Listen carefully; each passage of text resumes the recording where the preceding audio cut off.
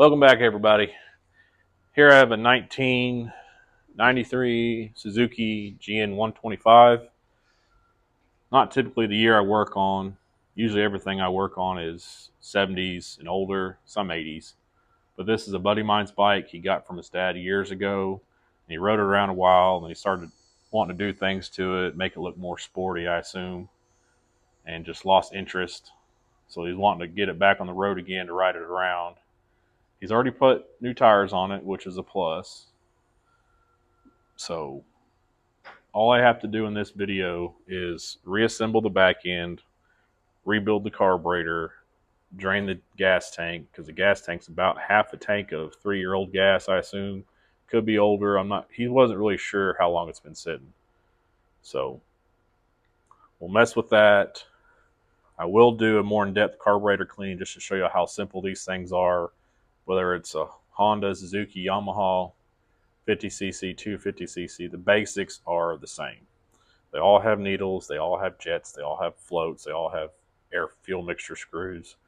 So that's what the point of this video is, just doing a once over on it. I'm not going to worry about new chain, new bearing, stuff like that. He's wanting to do all the maintenance himself, which is great. So the purpose of this video is just to get it back together, get it running again. So let's get started.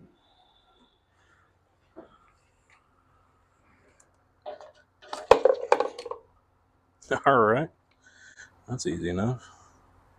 That's different.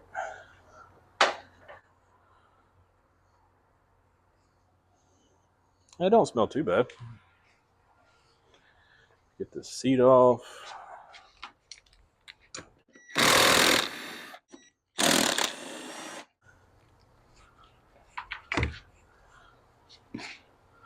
That was easy enough.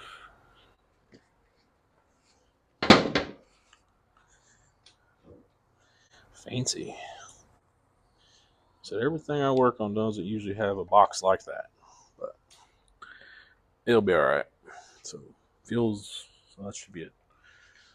That should be a 10 if I don't lose it.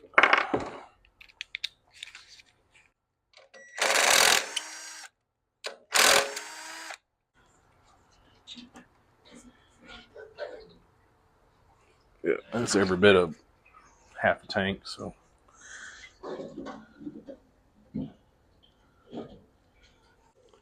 hopefully that rubber boot's not too bad. There's a few cracks in it, but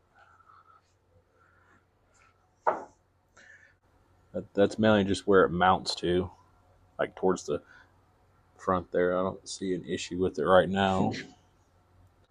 On these newer bikes like this, I just wing it because I said I've never worked on one of these before. Okay. All right. Don't want to break you. Thinking about it, what I might actually do is, since it is loose and there's no air box, try to pull it off. I actually don't smell too bad, so.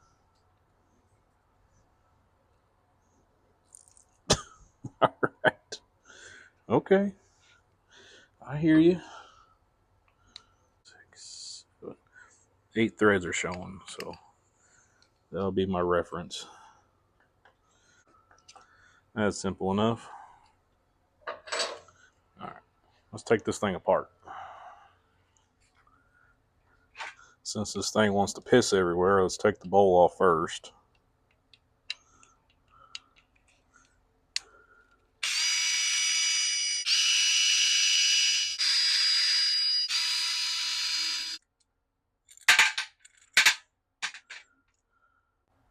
All right, yeah. I could have just probably added fuel and it'd been just fine. Actually, smelling this gas, it probably would have ran as is. So, but we're going to do a in-depth cleaning here. So, and it has a vent here, which I may put a tube on to where it kind of redirects the venting, because you don't want to get any dirt inside here. So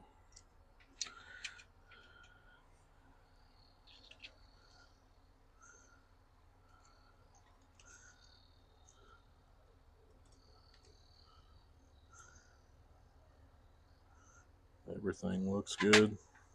So it had fuel in it, and it wasn't leaking, so that's a plus.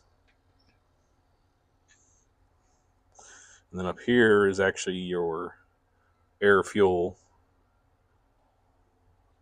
right here. So they already stripped this thing out, so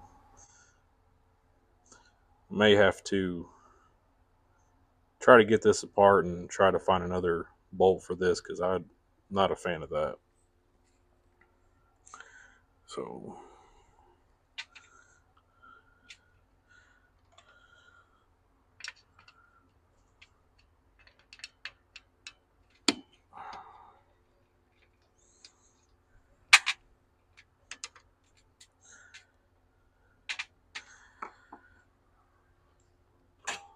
hopefully I have a flathead that will fit in there.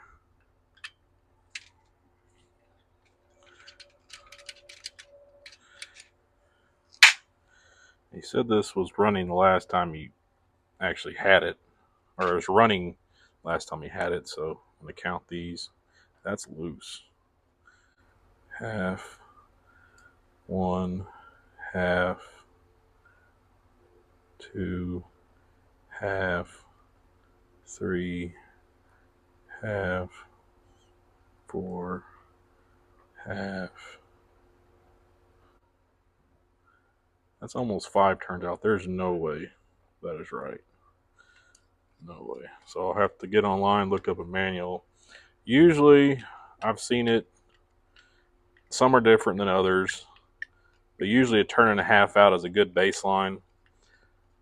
Some of your bigger CC bikes that I've seen, not always, but are over 2 turns out. So I would say good ballpark to start, in my opinion, is a turn and a half to 2 turns. So, but usually a turn and a half will get you to where the bike's running and you can tune it from there. So, choke. That's different. That's kind of cool. That seems to work. Not gonna mess with that. I am gonna try to get this off though. JIS bits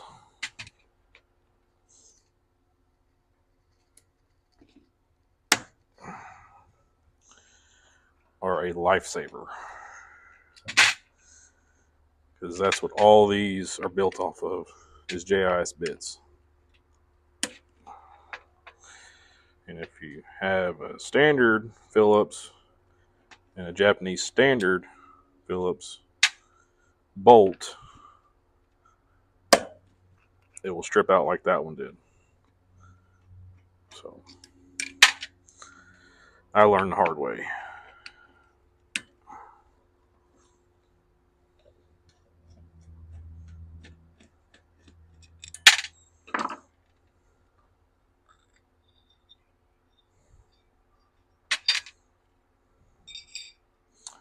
And the diaphragm actually looks good. It's not cracked. There's a little chunk missing right there, but that goes on the sealing surface. That's not a big deal.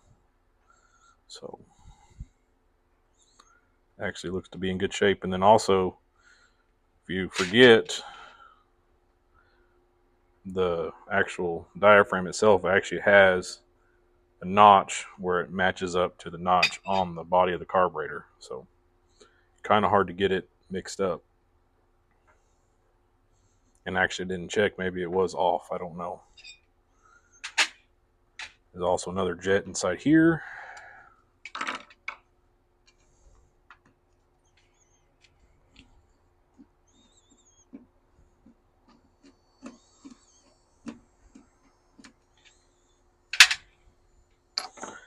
As well. So you're going to clean all these, make sure everything's good.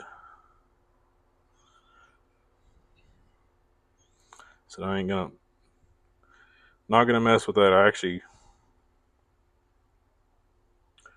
may take it out and see if that O-ring inside here is actually good.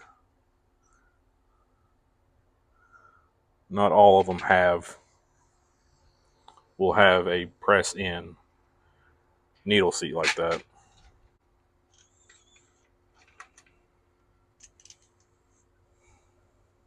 So you want to be careful with this.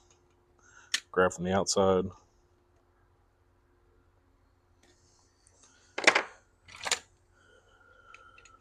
Just be careful. And if it won't come out, I'm just going to leave it. So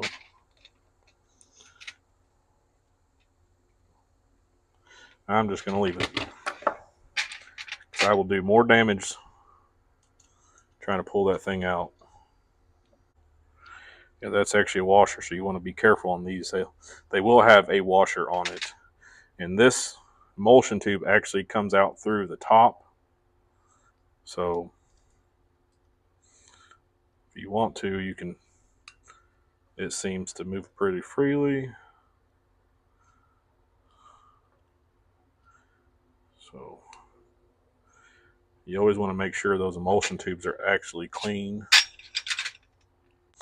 I'm going to leave it. So if I have issues, which I don't think I will,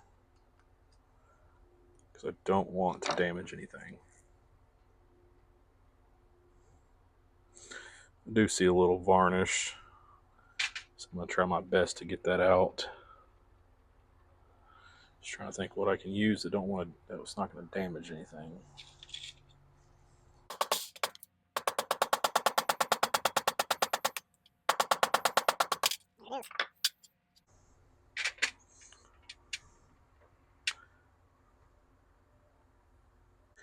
Everything looks good.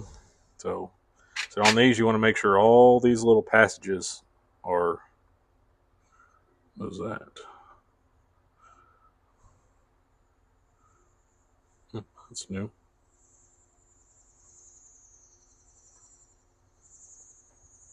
Some kind of like a ball bearing or something in there. That's new to me. Because right here, this little tab has a little pin in it, and it actually slides in to this little groove here, so it lines up perfectly.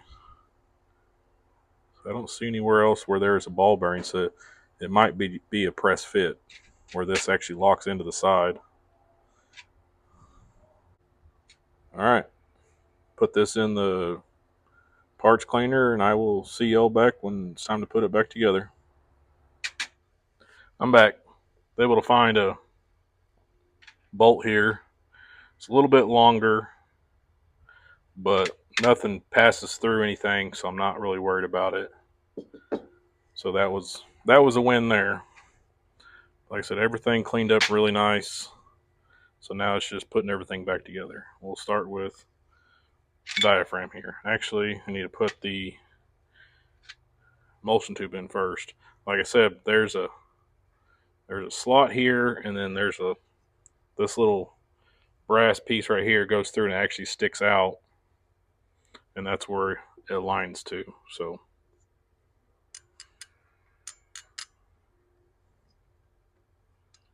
if I can get it in there,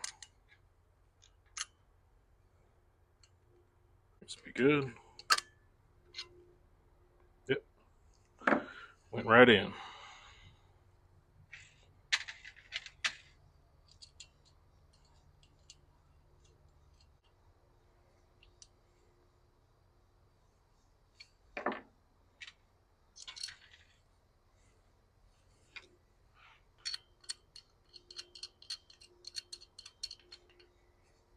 And I actually looked up on the on an online manual for this, and the air fuel mixture is 2 5/8 turns out.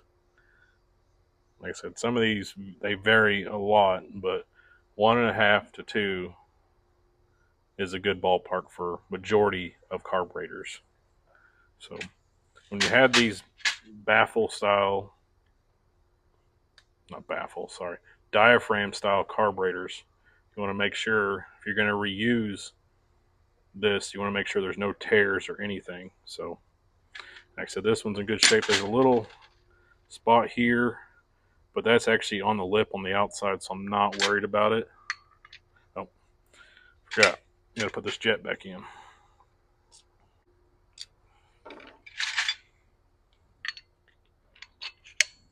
So you're gonna line it up with that all the way around. Make sure that all goes inside. This most likely expanded a little bit because of the fuel.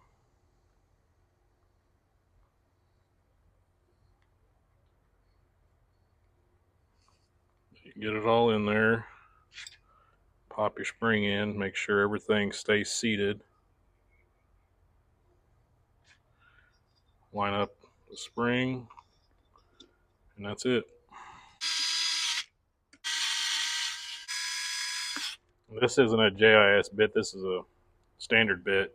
But I just use that because it's a lot quicker, and then I'll grab the actual right size and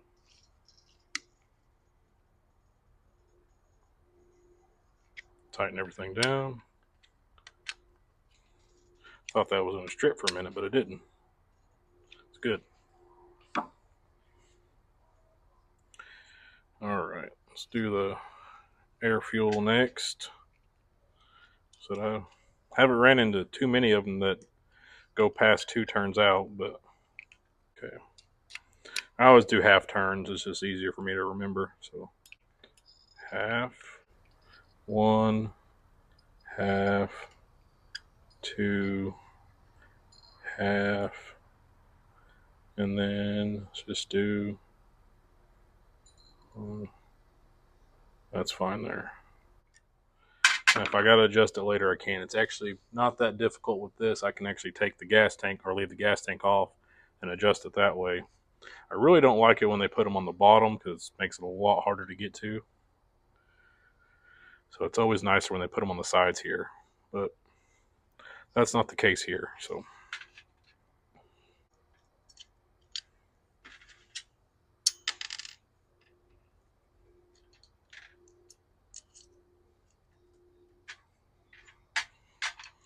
you always want to check, make sure your float opens and closes. And one way to do that is to get your little hose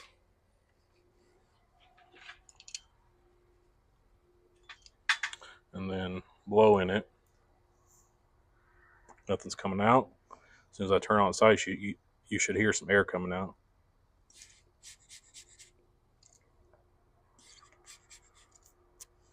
So that way I know the needle actually seats. That was a dirty hose. Ah. All right. Gasket. Gasket's not the best, but it's still in one piece. So try to get it back to exactly where it was on there, or how it was on there, I should say.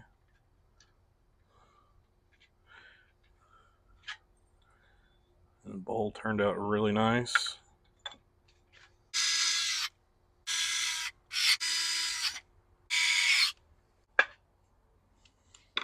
All right, that's it.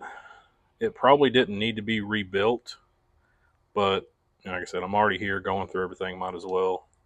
And also just to make me familiar with this style of carburetor because I've never worked on a Suzuki before, so I want to see what differences they do, which, like I said, it's all basically the same stuff between like a 50 to a 250, big, small, roughly the same. They're all going to have a choke. They're going to have a vent for the bowl to actually vent properly, because if you have a vent and it's clogged, then it won't fill right, because all that gas needs to evaporate to fill the void of the gas going into the bottom of the bowl.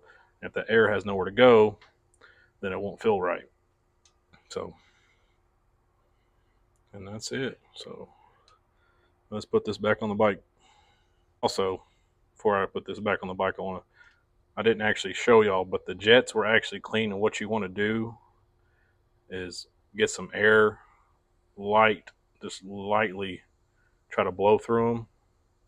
Don't try to like force it, because if you do, that jet may shoot off and you'll never find it. But you want, then after you get all that out, you want to look at it through the light, whether a flashlight or outside. Make sure that it's actually clean all the way through. So, All right, now let's put this back on the bike. Actually, I didn't really think about it. I think it was flush. So if it's flush, then I didn't really need to count threads, but it's also a good habit to get into when you're trying to adjust stuff. Just kind of, if you can, count the threads or mark it with a Sharpie. That way, just in case you need to get a ballpark setting when you put it back together. Go to your home. There we go. And that boot's actually in really good shape. So it's just a little crack right here where there's a little two tabs sticking out to align it. Debating whether I want to work on the back next or just fire this thing up, make sure it runs. You know what? Let's hook the battery up and we'll use my little jerry can, fill it up, and see if this thing won't fire. Now, throttle is actually messed up, so I don't even know if I'll actually be able to twist the throttle much at all. As long as it idles, I don't really care. So we can work on the throttle later. I just want to make sure that it actually idles. All right. Turn the fuel on. Look for leaks.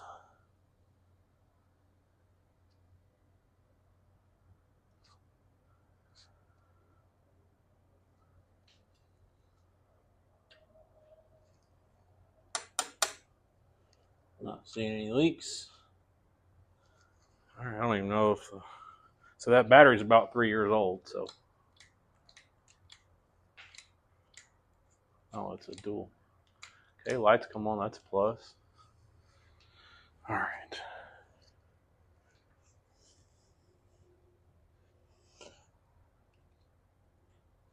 Choke.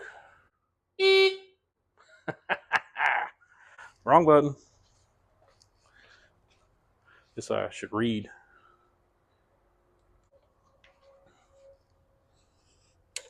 Oh, it's got a safety switch here. Let's see if that changes anything.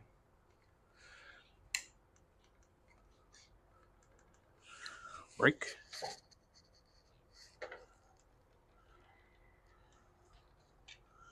All right, well, this is why I don't like working on new stuff. Pain in my butt.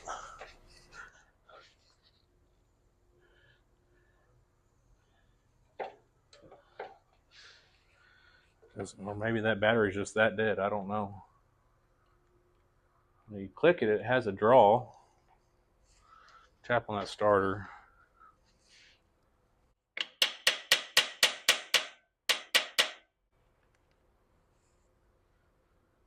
It does dim for sure. Headlight is on. It might just be that dead, so I'm gonna have to jump it. He might need a new battery, so.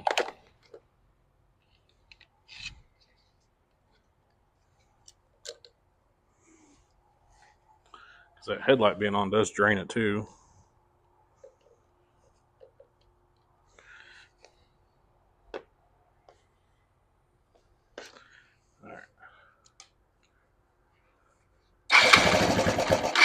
Look at that. That's all it needed. It's just some more juice. I'm going to try to choke off. Look at that.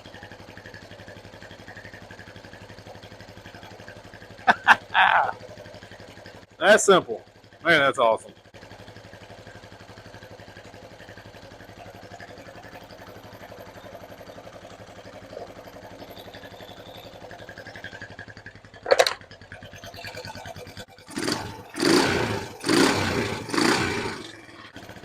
I don't know if y'all can see that. It's smoking a little bit. Yeah, y'all can see that. Okay.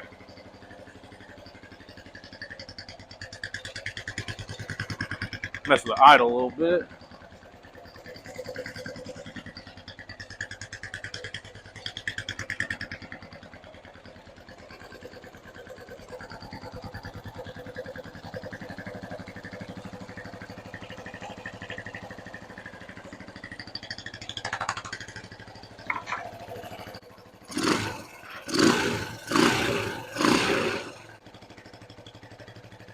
Definitely smoking a lot more than it should.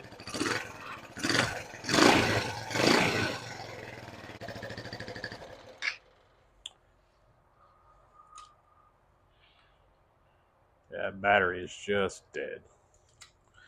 All right. I tried. Well, she runs and she smokes a lot more than she should. She's burning some oil. Maybe there's some valve stem seals in the head here that are leaking and it just needs to burn it all off. Like I said, it's been sitting a while. So I feel good about that. I may check. I don't know if this has a sight glass for oil or not. It does, and it's full. So, all right, time to work on the back now. Let's get this thing back on 2 tires. All right, I didn't notice this when he first dropped it off, but it's actually missing a stud. It'll work just fine with 3 for now, but I will let him know that 1 is missing. And these little insulators are actually in good shape. So put that on. I'm hoping I can put this all together without having to take the chain off. But if I have to, I will.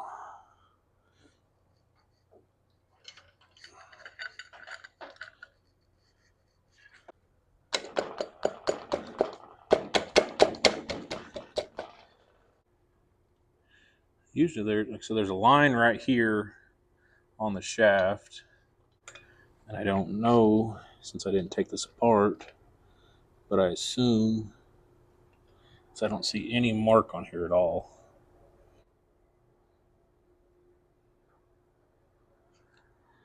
But I'm assuming it goes straight up and down, so that's what I'm going to do. There is no front brake. The boot and everything is gone. Like I said, he's wanting to do all the other stuff to it. He just wanted me to put this back on and get it running. So he'll have to rebuild the brakes, but I will take it for a little ride, but I'll just use the back brakes. I don't plan on doing anything too crazy. So actually, you can adjust this. What am I doing? You adjust the rear brake after you put the chain on and adjust it where it needs to go. So that was pointless. There's a little tab here, a little notch, and there's little dashes all the way through here. And it's on both sides. You want to make sure that they're even. So I'll get them to a certain spot where it's almost where it needs to be, and then I'll fine tune it from there. So this chain is rough. That's why it sounds like that. So you also want to look down. You want to look on the edge on each side of the chain. You want to look down towards the sprocket. You want to make sure that it's straight, which it is. So I'm going to lock it down. I'll just spin. So the reason it sounds as bad as it does is because that chain, like I said, he wanted to do all that, so I'm not going to touch it. All right, now I can actually tighten this thing down. Not sure what size it takes, but to me it looks like a crescent size, so that's what we're going to do. That way I don't put too much torque on this, because actually it's got a castle nut, so I need to tighten it up and then find where the hole is and line it up. So that chain needs to be replaced. I'm not a fan of that. Not a fan of that at all. But that will do. All right, let's get a pin for that.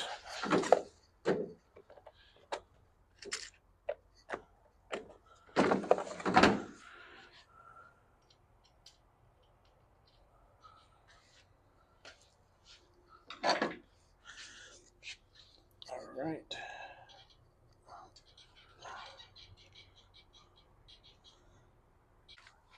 All right, now we can adjust the back brake.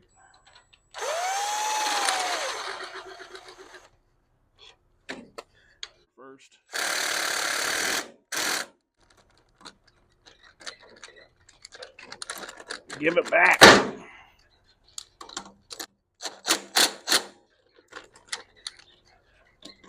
Give me my socket.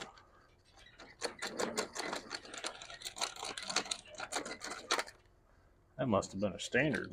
Oh, it's tight. Just too tight.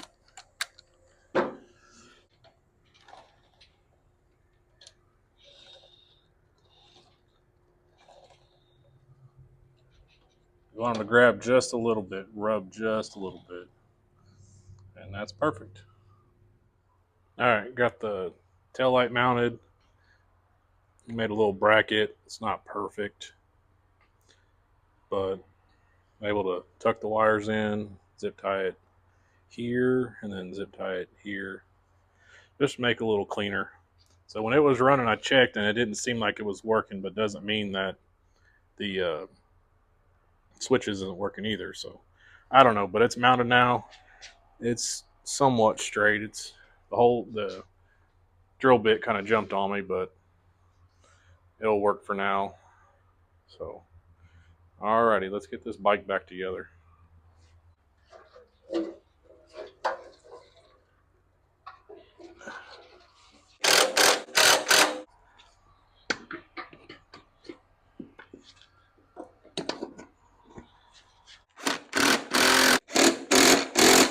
Also going to replace the fuel line and fuel filter while I'm here.